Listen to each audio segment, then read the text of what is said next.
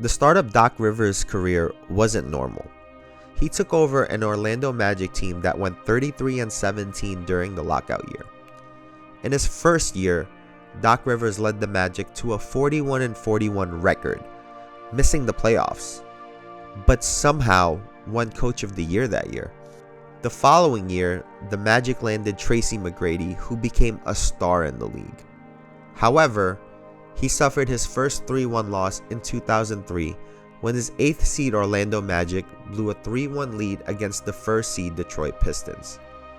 And his worst blunder on the Magic wasn't even on the basketball court.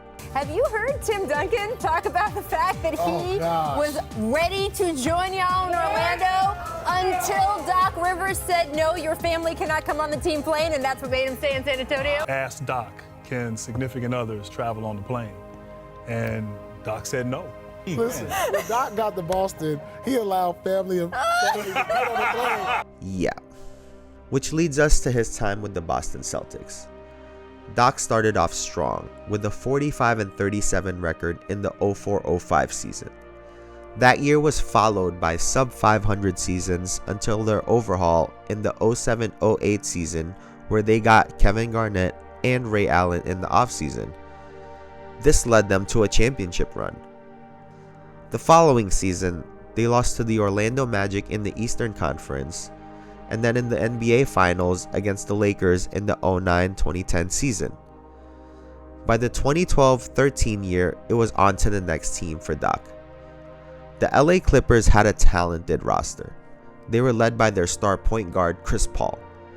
They also had young players like Blake Griffin and DeAndre Jordan and a talented supporting cast. They had one of the best teams in the league, but year in and year out, they always seemed to fall short.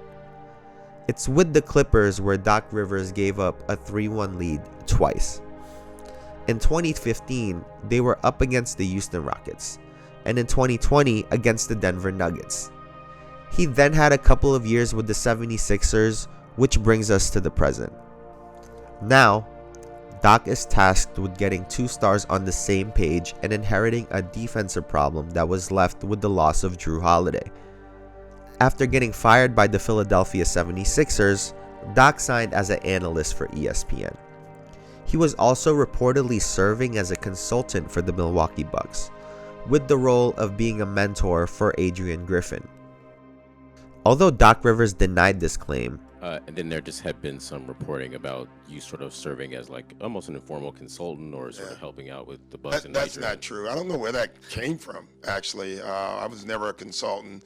If I was, I'd need to get paid some more money for that because I didn't get a check. I talked to him the night of the firing. I talked to him.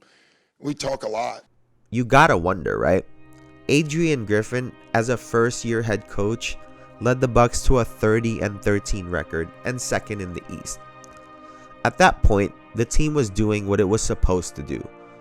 The offense got better with the addition of Dame and worse defensively with the loss of Jrue, which makes me wonder, what could Doc have been saying to Griffin and the Bucks?